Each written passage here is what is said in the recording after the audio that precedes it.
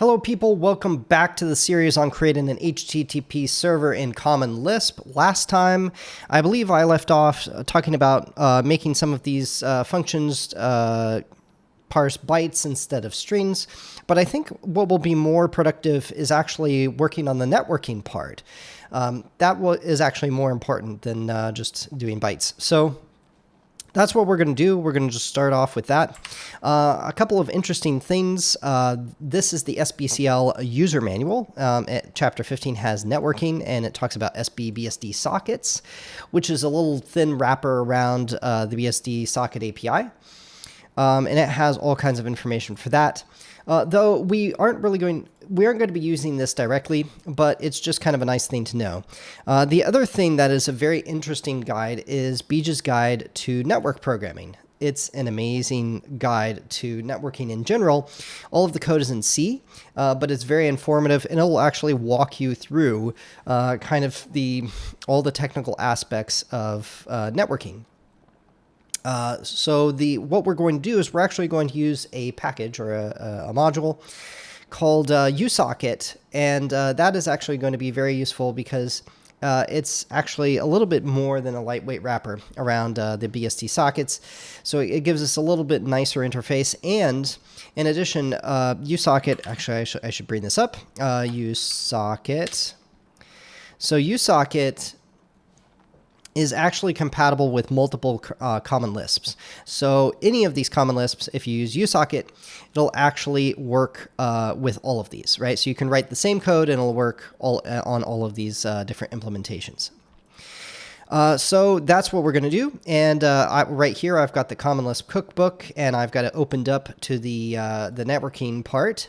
And it has this nice little example here of this create server. So I'm going to copy this code. And we're going to go down to the bottom of where we've got our code now, and we're just going to paste this in. And then what I'm going to do is, I guess I'm going to maybe format the code. Or actually, let's see. There we go. We'll re-indent it so it looks a little bit better. And what we'll do right now, I think, is let's just see if we can try this out. So we're going to... the other thing is if we're going to use usocket, we need to add it to our project. So we're going to have tinynet ASD. And over here, we're going to add usocket to our list of libraries that we're using. And then the other thing that we're going to do is we're going to come over here and we're going to go to quick load and tinynet. So we'll load it up. So no compile errors. So that's pretty good. tinynet. Now remember, we haven't exported any of these functions yet, so we're going to just do create server, and we're going to give it a port of 8080. So we're going to start this server, then we're going to go back to our browser, go to localhost 8080, and it says it's not working, but it looks like it actually worked, right? So, because it didn't actually return much of anything. There's not a good HTTP response. We just, if you look here, it just prints out hello world, right? So what we're going to do is we're going to actually modify this program or this function to work properly with the code that we've written previously. So what we're going to do here is we're going to add, let's see, so we've got a character connection. What we're going to do, we're going to read the request that we've got, and we're just going to print out the request for now. So let's do that. So format, and then we're going to say format T. We're going to print out the request, and the request is going to be parse HTTP request. And we need to get the request, which will be usocket socket stream connection. There we go. And that will do that. So I guess I should talk a little bit about how this works.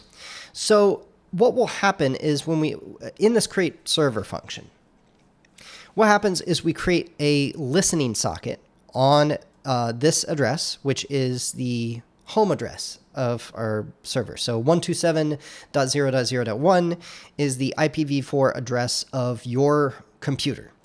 And then we're going to give it a port. We're going to say, okay, we want to listen on a particular port. And what we'll do is we'll take this socket and we'll create a connection from it, right? So what we do is we take this listener, right? And we say, okay, we want to accept connections from this socket. And the element type is going to be character. So we're going to have character streams that we're working with. And so once we have this connection, this unwind protect allows us to essentially do work. And then at the very end, no matter what happens, even if there's an error, we can do this thing at the end, right?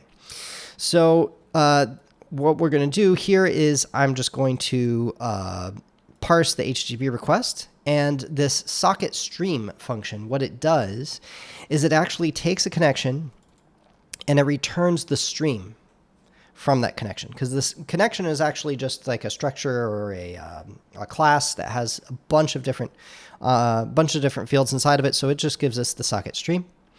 And so we're just going to print that out. And then the other thing that we're going to do is instead of this hello world, printing hello world, what we're going to do is we can create an HTTP response. So we're going to do that. So we're going to format the usesocket socket stream connection, and we're going to print out. We're going to send to it a build HTTP response, and the response is going to have a status code. We're going to say it's okay. We're also going to have a, let's see, I believe it's like this. So content type, this will be, was it text plain? And then we're going to have a content length, and that's going to be 5 because our content is just going to be hello, right? So there we go. Let's see, wait. There we go. There, that will be build the request. That will do a format, and there we go. So we can get rid of this. This force output, what this does is when you write something to a stream, there's a potential for it to be buffered, right? And so what you want to do is you want to force anything that hasn't been sent, anything that has been buffered up, to just go through that connection. So you want to flush the buffer, and this force output essentially flushes this connection stream buffer. So that's very useful. All right, so then after that, we're going to say that we're going to close the socket, we're going to close the connection and close the socket, right? So that's very good. All of that is great. So what we should be able to do is we should be able to compile this function, right? So we compiled the function, and we should be able to run this again. And this time, we should actually see hello, and we do, right? So if I zoom in a little bit, all right, we zoomed in 500%, and now we see the hello, right? And we could go back here again, and we could do something else like hello there. And you know what? We could actually do a length hello there, right? So that way we can just do that. We're just making, oh, whoops. Oh, address in use, because it's still running. Why did this not happen? I thought it closed all the sockets.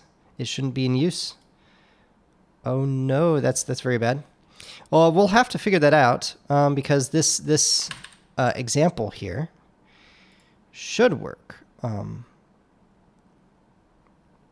Progin, close connection, closing socket, use socket, close socket. So that should work. I'm not sure why the socket is still in use after all this, right? But that's fine.